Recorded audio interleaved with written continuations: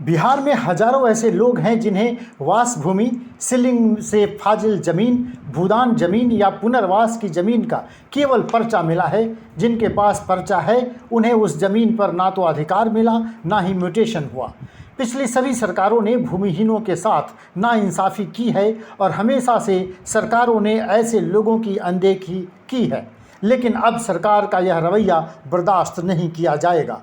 हम अब अपनी ज़मीन पर अपना कब्जा लेकर रहेंगे और सूबे में हर हाल में वनाधिकार कानून को ज़मीन पर लागू करवा कर रहेंगे। इसके लिए सभी मिलकर संकल्प करें। ये बातें पंकज ने कहीं। पंकज पटना में श्रुति एवं मजदूर किसान समिति के संयुक्त तत्वाधान में आयोजित एक सेमिनार एवं कार्यशाला में बोल रहे थे। और जिन 1600 लोगों को पोजीशन दिलाया गया उनका हम लोगों ने सर्वे किया, उसमें से 850 लोग दखल दिलाने के 1 माह के अंदर फिर से बेदखल कर दिए गए, मतलब 50% से कुछ ज़्यादा, और 1 माह के अंदर। ये बातें प्रमुख समाज सेवी पंकज ने कही। पंकज पटना में श्रुति एवं मजदूर किसान समिति के संयुक्त तत्वाधान में आयोजित एक सेमिनार एवं कार्यशाला में बोल रहे थे। बताते चलें कि श्रुति नाम की संस्था दलित आदिवासी क्षेत्र में काम करने वाले और उनका नेतृत्व करने वाले समाज सेवियों को फेलोशिप देकर दलित आदिवासी नेतृत्व को प्रेरित करने का काम करती है, जो वर्षों से इस क्षेत्र में काम कर रही है। भूमि संबंधों के वर्तमान स्थिति का एक सामान्य सर्वेक्षण तथा वनाधिकार को मान्यता देने वाले कानून का बिहार में क्रियान्वयन विषय पर श्रुति एवं मजदूर किसान समिति की ओर से 2 दिवसीय कार्यशाला एवं सेमिनार का आयोजन किया गया।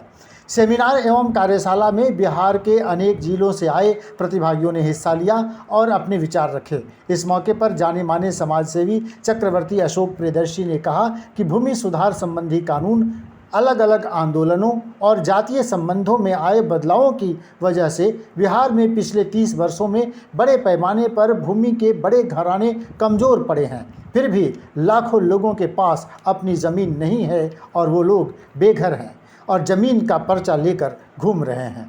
यह सब इसलिए है कि सरकारों ने इस बड़ी समस्या की तरफ कभी ध्यान ही नहीं दिया। वो लोग अपना कागज उगज अपना तैयार किए हुए हैं, एक स्टेट बनाए हुए हैं कि ये मेरा कागज़ है, उसका एक खतियान भी इनका हो सकता है, शेड्यूल बनाए हैं। तो जैसे वो डिमार्केशन कर रहा है वैसे ही हम लोग भी अपना डिमार्केशन कर रहे हैं, और इसलिए इससे फ़ायदा यही है कि उसके डिमार्केशन में जहाँ वो हमारे यहाँ घुसता है तो तुरंत टकराता है। चूँकि अगर हम नहीं डिमार्केशन किए रहते तो थोड़ा हम उसके प्रति लापरवाह रहते। कार्यशाला में वक्ताओं के विचारों से एक और महत्वपूर्ण पहलू सामने आया कि भूमि वितरण के बाद जिस जमीन को भूमिहीन परिवारों में वितरित कर उन्हें पर्चा दिया गया था, उस जमीन पर अवैध कब्जा हटाने के लिए इसे गैर जमानती अपराध बनाया गया था। इस नए कानून के हिसाब से राजस्व के अधिकारियों और पुलिस को अवैध कब्जा समाप्त करना था। यह काम भी सरकार ठीक से नहीं कर पाती। इसीलिए ज़रूरी है कि सरकारी अनदेखी के खिलाफ लोग एकजुट हों और आंदोलन की राह पर चलें। लिखाई कर रहे हैं, जो किसी न किसी पदों पर बैठे हुए हैं, वो लोग भी अचानक से अगर आप पूछ दीजिए तो वो स्वीकार नहीं करते हैं कि बिहार में आदिवासी भी हैं। तो जब यही नहीं स्वीकार है तो उनके वन अधिकार की बात तो मतलब कहीं सवाल ही नहीं है। दुर्भाग्य यह है कि अन्य लोगों की तुलना में जो सामाजिक क्षेत्र में काम करने वाले लोग हैं, उनके बीच भी यह चर्चा का विषय नहीं है बहुत ज़्यादा जितना होना चाहिए। तो सबसे पहले तो साधुवाद है कि इसको मैंने इस तरीके से इस बात को आज यहाँ स्टेट लेवल पर चर्चा हुई है, लेकिन इसको और भी फैलाने की ज़रूरत है, क्योंकि लड़ाई अकेले सिर्फ हमारे ये लीडर्स नहीं लड़ सकेंगे। इनके पीठ पर एक और भी मुझे लगता है मजबूती से अन्य साथियों को भी साथ आना पड़ेगा। ये सोच के नहीं कि ये वनाधिकार आदिवासियों को मिलना चाहिए, ये सोच के कि अगर आदिवासियों के हाथ में ये अधिकार जाएगा तभी बिहार के हिस्से में जो थोड़ा भी जंगल है वो बच पाएगा।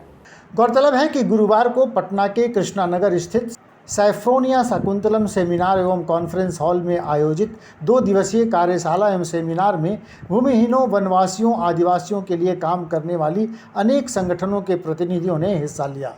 गुरुवार को 23 जून को कार्यशाला के पहले दिन सभी प्रतिभागियों ने तय किया कि आने वाले दिनों में पटना हाईकोर्ट के सामने प्रदर्शन कर न्यायालय को भूमि संघर्ष करने वालों के पक्ष की न्यायिक प्रक्रिया की याद दिलाई जाएगी। विमर्श न्यूज़, पटना।